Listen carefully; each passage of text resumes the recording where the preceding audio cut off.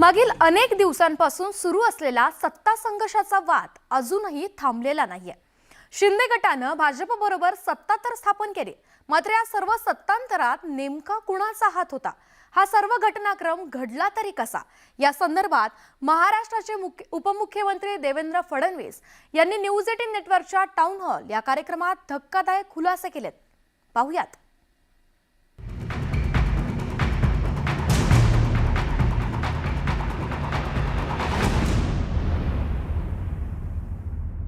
मैं आपसे ये जानना चाहूंगा, 5 ट्रिलियन का ख्वाब है, दैट जाका ऑल्सो मेंशन। एक स्टेट ने तो कह दिया 1 ट्रिलियन, महाराष्ट्र कितना कर सकता है?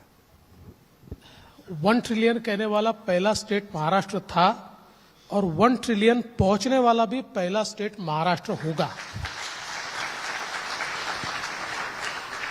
अब इसी से जुड़ा दूसरा सवाल, 5 साल के आपके कार्यकाल में आपने बहुत कुछ किया, वाटर कंजर्वेशन को लेकर किया, क्राइसिस मैनेजमेंट किया, डेवलपमेंट के लिए किया, मेट्रो का काम, कोस्टल रोड मुंबई में काम।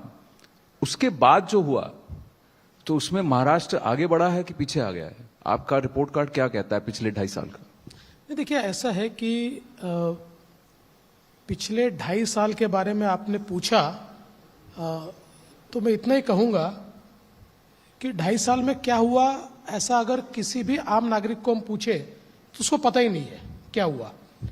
क्योंकि जो प्रोजेक्ट्स हमने महाराष्ट्र में शुरू किए थे उनमें से कुछ को बंद कर दिया गया, बाकी कुछ चल रहे हैं। एक भी नया प्रोजेक्ट शुरू नहीं हुआ महाराष्ट्र में। हाँ, एक बात जरूर हुई और मैं बड़े दुख के साथ कहता हूं कि महाराष्ट्र का एडमिनिस्ट्रेशन ये बहुत सटीक माना जाता था, और विशेष रूप से महाराष्ट्र की जो पुलिस है और मुंबई की पुलिस है, इसका देश और दुनिया में बोलबाला था। किंतु जिस प्रकार से घटनाएं महाराष्ट्र की पुलिस में घटी और होम मिनिस्टर को जेल जाना पड़ा, और जिस प्रकार से ट्रांसफर पोस्टिंग का स्कैम हुआ, इससे निश्चित महाराष्ट्र के पुलिस की प्रतिमा पर एक दाग लगा है। और मैं ऐसा मानता हूं कि देखिए, दाग लगाने को तो 1 साल लगता है, पर दाग मिटाने को कई साल लगते हैं। तो एडमिनिस्ट्रेटिवली हम लोग पीछे गए, न कोई नया निवेश आया, न कोई गति बढ़ी। तो कुल मिलाकर मैं ऐसा कहूंगा कि पिछले 2.5 साल में जो सरकार थी वो सरकार अपनी कोई अचीवमेंट बता नहीं सकती है। बोलने को तो 4 चीजें वो बोलेंगे, पर एक भी ऐसी चीज जो महाराष्ट्र को आगे ले जा पाए ऐसी उस सरकार में नहीं हुई। केवल भ्रष्टाचार और महिमा मंडन खुद का, इससे ज्यादा वो सरकार कुछ नहीं कर पाई। मुंबई पुलिस कमिश्नर बैठे हैं, so the task is cut out for you sir.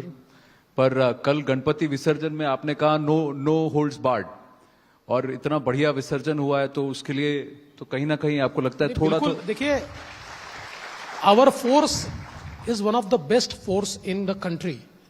और मैंने 5 साल में गृह मंत्री इससे पहले रहा हूं, और मुझे मेरे फोर्स पर फक्र है। इसलिए जब मैं वो परिस्थिति देखता था, और उसके लिए हम पुलिस को ब्लेम नहीं कर सकते। जो पॉलिटिकल लीडरशिप थी वो अगर पैसे ले लेके अनडिजर्विंग लोगों को पोस्टिंग देगी, सारे अनडिजर्विंग थे ऐसा नहीं कहता हूं, पर कई की पोस्ट पर अनडिजर्विंग लोग जब लाए गए और जब वसूली के टारगेट दिए गए, 100 करोड़ रुपया वसूल करके लाना है, तो क्या होगा। और अब मैं मानता हूं कि यही पुलिस है जो आने वाले दिनों में आपको बेहतर परफॉर्म करते हुए दिखेगी। बिकॉज हमारी डेमोक्रेसी में, हमारे लोकतंत्र में पॉलिटिकल लीडरशिप का एक अपना रोल होता है, और वो रोल अगर पॉलिटिकल लीडरशिप ठीक से निभाए, हमेशा एक हमारे पुराने मुख्यमंत्री थे, वे हमेशा कहते थे कि ब्यूरोक्रेसी जो होती है वो घोड़े के समान होती है, उसके ऊपर बैठकर आप भाग भी सकते हो और उसको सिर पर बैठाकर जमीन पे बैठ भी सकते हो। तो हमने तो ब्यूरोक्रेसी पर बैठकर भागना ही सीखा है, और हम भगा के दिखाएंगे। तो यानी आप यहां बहुत सारे ब्यूरोक्रेट्स मौजूद हैं, आप इत्तेफाक रखते हैं, यस और नो? हाँ, यस। अच्छा, लेकिन ये कहा जाता है कि मुंबई मॉडल कोविड मैनेजमेंट कि पिछली सरकार में कोविड बहुत अच्छे से किया गया था, मैनेज किया गया था. Do you agree, disagree? Covid अच्छे से मैनेज हुआ कि नहीं पता नहीं, पर कुछ इंटरनेशनल अखबारों में न्यूज अच्छे से मैनेज हुई, वो मैंने देखा. और ये भी मैंने देखा कि जिसने कोविड के मैनेजमेंट पर प्रश्न पूछा उनको जेल भी जाना पड़ा. ऐसे कई मेरे जर्नलिस्ट पत्रकार मित्र है कि जो जेल में जाते हुए हमने देखे. देखिए, मेरा सवाल इतना ही है, you have a municipal corporation with 80,000 crore rupees deposit in the bank, जिसके पास मेडिकल कॉलेजेस है, जिसके पास बेस्ट ऑफ द सुविधाएं है, सारी हेल्थ की सारी सुविधाएं है, बावजूद उसके आप पेशेंट में नंबर 1 हो, आप मौत में नंबर 1 हो, और आंकड़े छिपाकर भी नंबर 1 हो. जब आंकड़े निकलते हैं तो ध्यान में आता है कि आपने आधे आंकड़े तो छिपा दिए. तो मैं ऐसा मानता हूं कि जिसके पास इतने रिसोर्सेस है वो अगर इस प्रकार से परफॉर्म करता है तो इसके लिए हम उसको शाबाशी दे या उसको प्रश्न पूछे. सवाल इतना ही है कि ये सारे कोविड के दरमियान सरकार फेसबुक लाइव थी और पब्लिक डेड थी. ये अवस्था हमको देखने को मिली. कोई रास्ते पर नहीं आ रहा था. जब सरकारी रास्ते पर नहीं आएगी, मैं विपक्ष का नेता था, मैंने 3 चक्कर पूरे महाराष्ट्र के लगाए, हर जिले में गया, हर डिस्ट्रिक्ट हॉस्पिटल में गया, हर आईसीयू में गया. 2 बार मुझे कोविड हुआ, लेकिन जनता का आशीर्वाद था, कुछ नहीं हुआ, मैं तो बिल्कुल ठीक बाहर निकला. लेकिन ऐसे क्राइसिस के समय अगर सरकार केवल फेसबुक पे होगी तो फिर जनता की सुध लेगा कौन? और इसीलिए आप देखिए, सारे आंकड़ों में अगर हम अनुपात की भी बात करें तो महाराष्ट्र ये करीब 10% पॉपुलेशन है, देश की पॉपुलेशन का 10% हिस्सा है, और मौतों में हम लोग 20% है, कभी 25% है, पेशेंट्स में हम 30% तक गए. तो मुझे लगता है कि ठीक है, देखिए, मेरे राज्य के बारे में मैं कुछ बुरा बोलूं, सरकार किसी का भी रहे, ये मुझे पसंद नहीं है, इससे ज्यादा मैं बोलना नहीं चाहता. 80,000 करोड़ का डिपॉजिट आपने कहा. आशीष शेलार जी भी यहाँ हैं, नमस्ते. बहुत सारे परिचित दिख रहे हैं. मुंबई नगरी आते हैं तो सब हर जगह दोस्त ही मिलते हैं. But Devendra ji, I want to ask you, 80,000 crore का डिपॉजिट आपने बताया, तो मुंबई शंघाई बन सकती है? मुंबई को शंघाई क्यों बनाए? मुंबई मुंबई है, मुंबई का अपना एक कल्चर है, मुंबई की एक अपनी अलग प्रकार की रचना है. मुंबई को मुंबई ही बनाएंगे और शंघाई से अच्छा बनाएंगे, और वो बनाया जा सकता है. ये मुंबई शंघाई वाली बात भी इन्होंने ही कही थी, अब मुंबई मुंबई वाली बात भी यही कह रहे हैं. नहीं जी, मुंबई शंघाई वाले हमारे पीछे वाले कह गए थे, जिन्होंने मुंबई में एक भी प्रोजेक्ट शुरू नहीं किया. अब एक और बात मैं आपसे पूछना चाहता हूं, ये युति टूटी कैसे?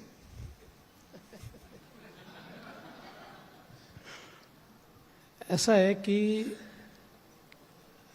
जब एस्पिरेशंस ये क्षमता के बाहर निकल जाते हैं, देखिए, हर व्यक्ति की एक क्षमता होती है, लेकिन अपनी क्षमता से ज्यादा कई बार उसके एस्पिरेशंस हो जाते हैं.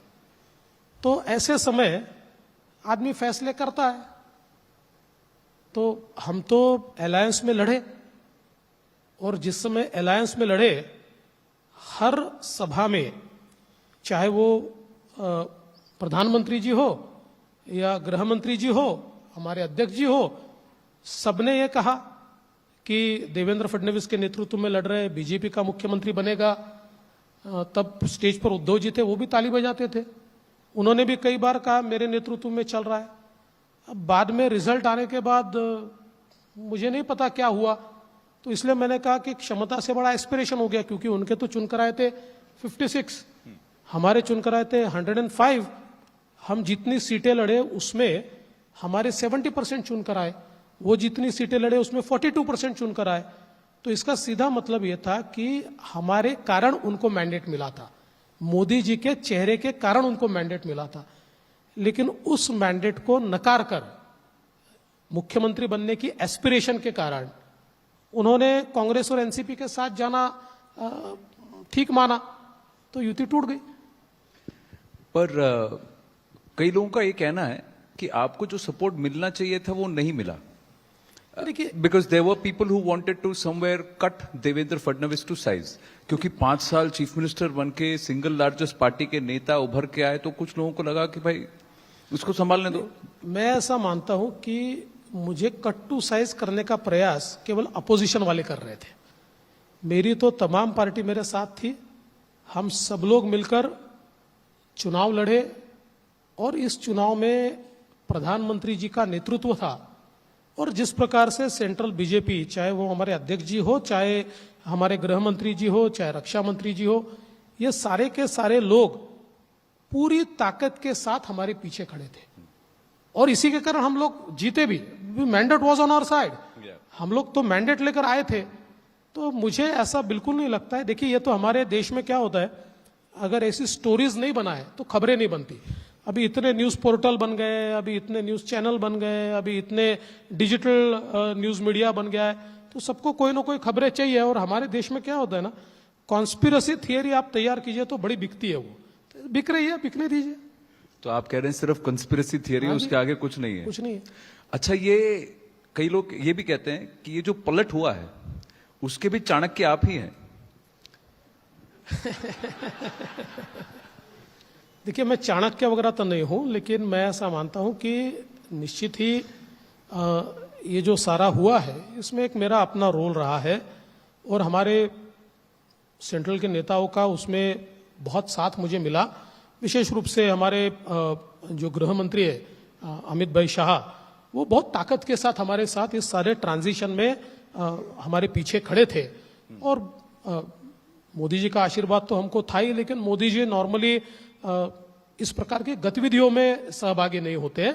उनका आशीर्वाद हमको पूरे तरीके से था और मैं ऐसा मानता हूं कि उसी के कारण देखिए, ये जो सारे लोग हमारे साथ आए ना, इनका ये फेथ है कि मोदी जी के नेतृत्व में ही देश आगे जा सकता है, वो ये मानते हैं। इसलिए सारे लोग हमारे साथ आए।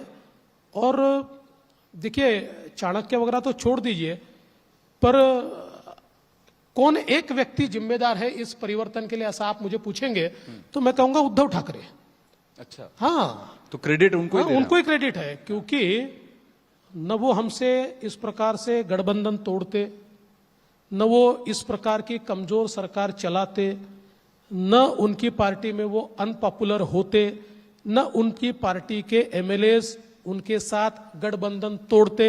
ये कुछ नहीं होता अगर वो हमारे से नहीं जाते। तो इसके लिए असली जिम्मेदार तो उद्धव ठाकरे जी है। उन्होंने जो परिस्थितियां तैयार की, जब उनकी पार्टी में उनके सारे एमएलएस को लगने लगा कि हमारा वजूद क्या है, और हम तो बाला साहब ठाकरे जी के नेतृत्व में हिंदुत्व के लिए लड़ते रहे, और उन्हीं बाला साहब ठाकरे जी को आज जनाब बाला साहब ठाकरे कहना पड़ता है और उर्दू में कैलेंडर छापना पड़ता है। तो ये तो कभी इस प्रकार का तुष्टिकरण, देखिए भाषा का सवाल नहीं होता, तुष्टिकरण का सवाल होता है। इस प्रकार का तुष्टिकरण तो कभी शिवसेना ने किया नहीं है। तो किस मुंह से हम वोट मांगने के लिए जाएंगे? और वो ये भी देख रहे थे कि लगातार उनके बलबूते पर, उनके भरोसे, उनके कांधों पर चलकर कांग्रेस एनसीपी मजबूत हो रही थी। तो मुझे लगता है कि अब ऐसी परिस्थितियां जब होती है तो हम तो पॉलिटिकल पार्टी है, फायदा तो उसका लेंगे हम, निश्चित ही हमने लिया। तो लेकिन ये जो सारा तैयार हुआ, ये कोई एक दिन में तैयार नहीं हुआ, ये over a period of time उनके साथ जो अन्याय हुआ, उस अन्याय के बाद वो हमारे साथ आए।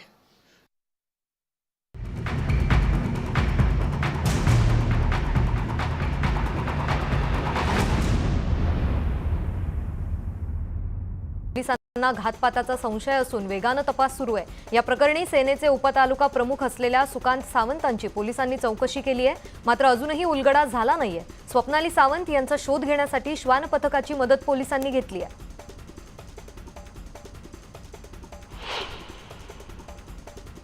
रत्नागिरीत वाहनधारकांना जनावरांचा त्रास सहन करावा लागतोय। जनावरं रस्त्याच्या मध्यभागी येऊन उभे राहतात, सतत हॉर्न वाजवूनही जनावरं बाजूला हटत नाही, त्यामुळे मोकाट जनावरांचा बंदोबस्त करण्याची मागणी स्थानिक करतायत।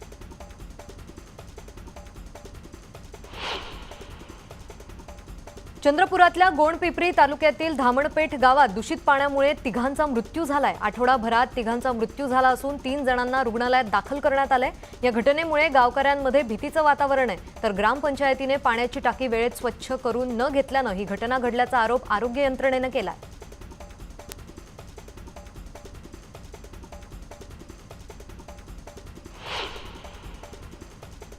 मुरबाड तालुक्यात ओजिवले गावात रस्त्या नसल्यानं नागरिकांचे हाल सुरूच आहेत. गावातील सरपंच बारकाबाई हिलम यांना सर्पदंश झाला. यावेळी झोळी करून त्यांना रुग्णालयात नेईपर्यंत त्यांचा मृत्यू झाला. तर अवघ्या 3 आठवड्यात दोघांचा रस्त्याअभावी वेळेत उपचार न मिळाल्यानं मृत्यू झाल्याची धक्कादायक घटना घडली आहे. भंडाऱ्यात भाजी विक्रेत्याला व्यावसायिक कर्ज देण्यास बँकेकडून नकार देण्यात आला. त्यानंतर खासदार सुनील मेंढे यांनी बँक व्यवस्थापकाची कान उघडणी केली असून याचा व्हिडिओ सध्या व्हायरल होतोय.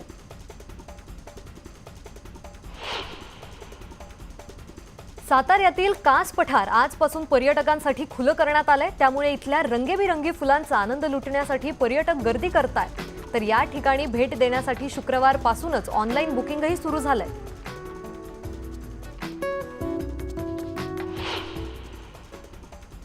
औरंगाबादच्या वैजापूर शहरात नवीन भाजी मंडईसमोर भरधाव ट्रकने एका महिलेस उडवलं. यात तिचा जागीच मृत्यू झालाय. प्रतिभा चौधरी असं या महिलेचं नाव आहे. दरम्यान फरार ट्रक चालकाचा पोलीस शोध घेत आहेत. ठाण्यात गणेशोत्सवाच्या शेवटच्या दिवशी उत्सवाला गालबोट लागलंय. ठाण्यातील कोलबाडमध्ये गणपती मंडपावर एक झाड कोसळल्याची घटना घडली. या दुर्घटनेत एका महिलेचा मृत्यू झालाय.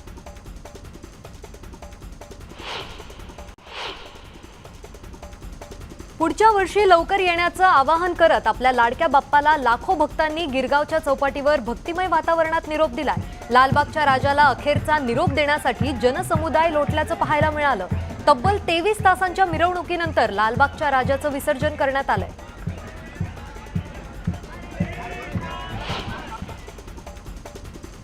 पुण्यातही विसर्जन मिरवणुका अद्यापही सुरूच आहेत. ढोल ताशांच्या गजरात बाप्पाला निरोप दिला जातोय. गणपती बाप्पाला निरोप देण्यासाठी नागरिकांनी गर्दी केली.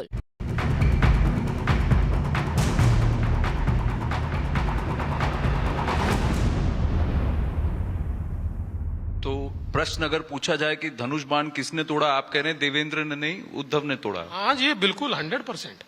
अब मैं आपसे पूछता हूं कि ये एकनाथ जी से संपर्क जब हुआ और आपकी बातचीत चल रही थी, सरकार जिनकी थी उनको खबर तक नहीं लगी, ऐसा कैसे हुआ?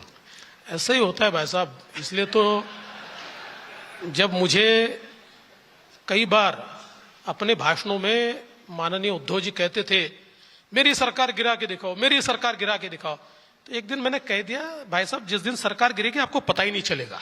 और वैसे ही हुआ. 40-50 लोग चले गए, पता ही नहीं है उनको कि उनके नाक के तले 40-50 लोग चले गए. ऐसे ही होता है. ऐसा ही होता है. पर देवेंद्र जी कहीं ऐसा तो नहीं कि तुमने युति तोड़ी तो मैं तुम्हारी पार्टी तोड़ दूंगा, ऐसा तो नहीं था आपने? देखिए एक बात तो पक्की है कि जिस दिन हमारी पीठ में उन्होंने खंजर घोंपा उस दिन से ये तो तय था कि इसका जवाब मिलेगा. अब किस प्रकार से मिलेगा ये तो तय नहीं था. वो तो परिस्थितियां बनती गई. और पार्टी तोड़ने का जहां तक सवाल है, मैं वापस कहता हूं इस पार्टी को तोड़ने के लिए एक ही व्यक्ति जिम्मेदार है, वो है माननीय उद्धव जी ठाकरे. दूसरा कोई जिम्मेदार नहीं. चलिए, फ्लैशबैक हो गया, अब प्रेजेंट पे आते हैं. मैं आपसे जानना चाहता हूं कि many people also say this कि आप 5 years CM, longest serving BJP chief minister, second youngest chief minister, now DCM. They see it as a come down. You didn't want to be part of the government. How did that happen? वो कैसे हुआ? देखिए आप कहते हैं कि कुछ लोग दखल नहीं करते हैं, तो क्या उन्होंने दखल किया? ना, मैं आपको बताता हूं. देखिए ऐसा है कि आपके चैनल में सीनियर एडिटर भी है, कभी एंकर भी बन जाते हैं, कभी स्पोर्ट्स शो भी होस्ट कर देते हैं जी. कभी रात का 10 बजे का शो तो आपका बहुत पॉपुलर है, वो भी आप उसको होस्ट करते हैं. तो एक टीम होती है. हम टीम बीजेपी के कार्यकर्ता है. तो टीम बीजेपी में जो जिम्मेदारी मिली, देखिए हम ऐसे ऑलराउंडर है कि हमको नाइट वॉचमैन करके भी भेजोगे तो सेंचुरी मारेंगे, बिना सेंचुरी मारे वापस नहीं आएंगे. तो टीम बीजेपी को आवश्यकता है. हमारे नेताओं ने कह दिया कि भाई आपको सरकार में जाना है और डिप्टी सीएम बना है. तब तक ये बात जरूर है कि मैं मान रहा था कि मैं बाहर रहकर काम करूंगा, लेकिन जब पार्टी ने कह दिया तो चला गया. अब चला गया तो बस जुड़ गया हूं, लग गया हूं, अब करके दिखाऊंगा. पर आपको मन नहीं खटका थोड़ा कि क्यों ऐसा सब करने को कह रहे हैं? थोड़ा कुछ देर के लिए आपको लगा हो कि why are they asking me to do this? उसके बाद भले आपने कहा कि चलिए जो कहेंगे करेंगे. देखिए पहली बार तो यह है कि एकनाथ जी मुख्यमंत्री बनेंगे ये बात तो मुझे पहले से पता थी, ये तय थी, क्योंकि इसको तय करने वाले जो लोग थे उसमें से एक मैं था। ये प्रपोजल ही ओरिजिनली मेरा था और पार्टी से मैंने बातचीत की थी और पार्टी ने उसको मान्यता दी थी। तो इसलिए इसमें तो कोई दो राय नहीं थी कि मैं मुख्यमंत्री नहीं बनने वाला हूं। हाँ, उस समय मैं ये मानता था कि मैं बाहर रह के काम करूंगा, तो पार्टी ने मुझे ये कहा कि बाहर रह के सरकार नहीं चलती है। और पार्टी ने बहुत सटीक बात कही, उन्होंने कहा कि एक्स्ट्रा कॉन्स्टिट्यूशनल अथॉरिटी हम नहीं तैयार करना चाहते। एनएसी जैसा नहीं होना चाहिए, वो नहीं होना चाहिए। तो इसलिए हमको ये लगता है कि सरकार को ताकत देने के लिए आपने सरकार में जाना चाहिए। तो मैंने कहा ठीक है, जो पार्टी कहेगी। देखिए, मैं मुख्यमंत्री क्यों बना, पार्टी ने बनाया इसलिए बना ना। करेक्ट। तो देवेंद्र फडणवीस इस नाम को वैल्यू क्यों है, वो वैल्यू केवल इसलिए कि भारतीय जनता पार्टी ने देवेंद्र फडणवीस को महाराष्ट्र का मुख्यमंत्री बनाया। तो फिर वही पार्टी या वही नेता जिन्होंने मुझे मुख्यमंत्री बनाया, वो कहते हैं कि पार्टी के हित में आपको उप मुख्यमंत्री बनना है, तो ये तो मेरा सम्मान है। वो तो ये भी मुझे कह सकते हैं कि भाई आपने बहुत कर लिया, अब घर चले जाओ, तो भी मुझे कोई तकलीफ नहीं है। लेकिन उन्होंने सम्मान के साथ ये कहा कि आप संभाल सकते हो, आप जाओ, तो मुझे लगता है मुझे कोई प्रॉब्लम नहीं है। हाँ, 5 मिनट ये मेरे मन पे बोझ जरूर था, और इसलिए था क्योंकि मैं ये अनाउंस कर चुका था कि मैं कोई पोजीशन नहीं लूंगा, ये अनाउंस कर चुका था, इसलिए मेरे मन पर बोझ था। लेकिन मैं ऐसा मानता हूं कि ये हमारे लिए एक, देखिए किसी को पसंद नहीं आएगा शब्द, लेकिन मैं ऐसा मानता हूं ईश्वर का आशीर्वाद है कि प्रधानमंत्री जी जैसे नेता हमको मिले कि जो अपने छोटे से छोटे कार्यकर्ता को भी बड़ा बनाते हैं। और जिस प्रकार से इस बात को आदरणीय प्रधानमंत्री जी ने अपने ट्वीट के माध्यम से 4 शब्दों में, 4 अल्फाजों में एक्सप्लेन कर दिया, मुझे लगता है कि उसके बाद यह सवाल खत्म हो गया कि देवेंद्र फडणवीस क्यों उप मुख्यमंत्री बना। क्या बात है।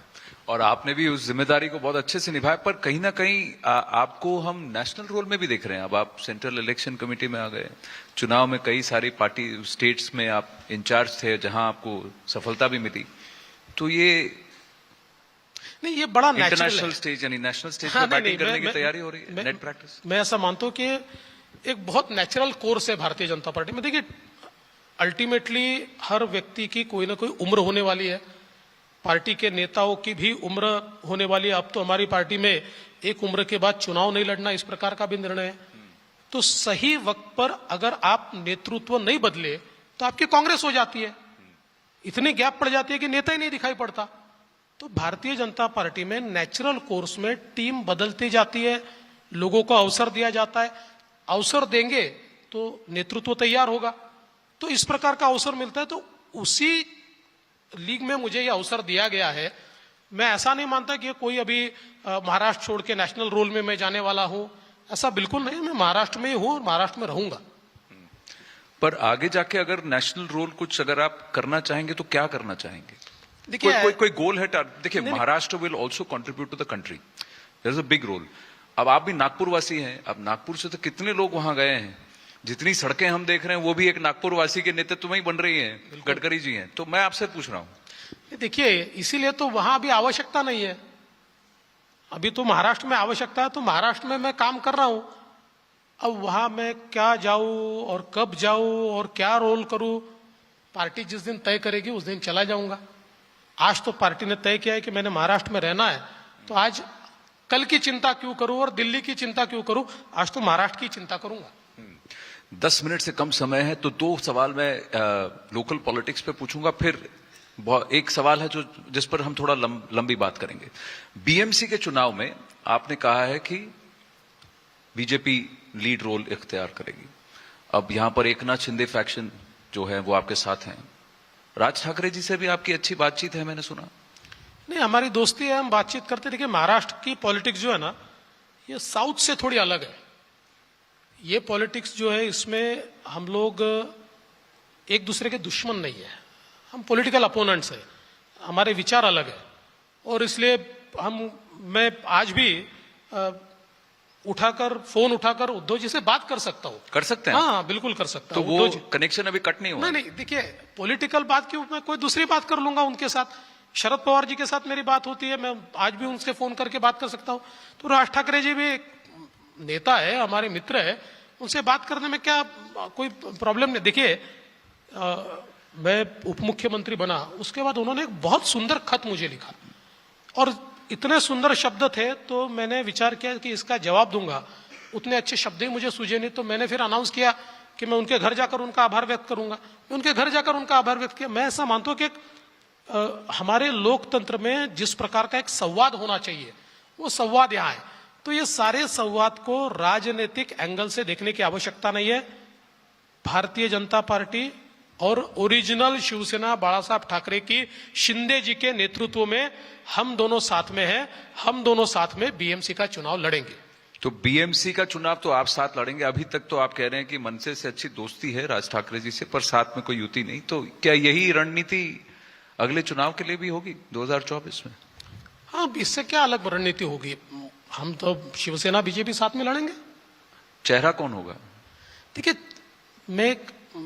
ऐसा होता है ना कि अभी तो 2-2.5 साल बचे हुए हैं, और जब एक कैप्टन है, वो कैप्टन परफॉर्म कर रहा है, वो कैप्टन खेल रहा है, ऐसे समय नया कैप्टन कौन होगा, फिर कैप्टन होगा कि नहीं होगा, क्यों इस पर चर्चा करें? भाई हमारा कैप्टन खेल रहा है, परफॉर्म कर रहा है, उसका परफॉर्मेंस देखिए, उसके बाद बातचीत कीजिए। क्योंकि जो वाइस कैप्टन है वही कैप्टन था पहले, इसीलिए मैं पूछ रहा हूं। नहीं, वो तो ऐसा होता है भाई साहब। देखिए, सचिन तेंदुलकर ये मिलेनियम का स्टार है। सचिन तेंदुलकर ये एक ऐसे बैट्समैन हैं जो कभी हो नहीं सकते, लेकिन उनके बाद के कई कैप्टन्स के नेतृत्व में उन्होंने बैटिंग भी की, फील्डिंग भी की, बॉलिंग भी की और गेम खेला। ऐसे ही होता है। क्या बात है देवेंद्र जी, उदाहरण भी चुना तो सचिन तेंदुलकर का चुना कि भाई पॉलिटिक्स के देवेंद्र सचिन तेंदुलकर हमें, बहुत बढ़िया।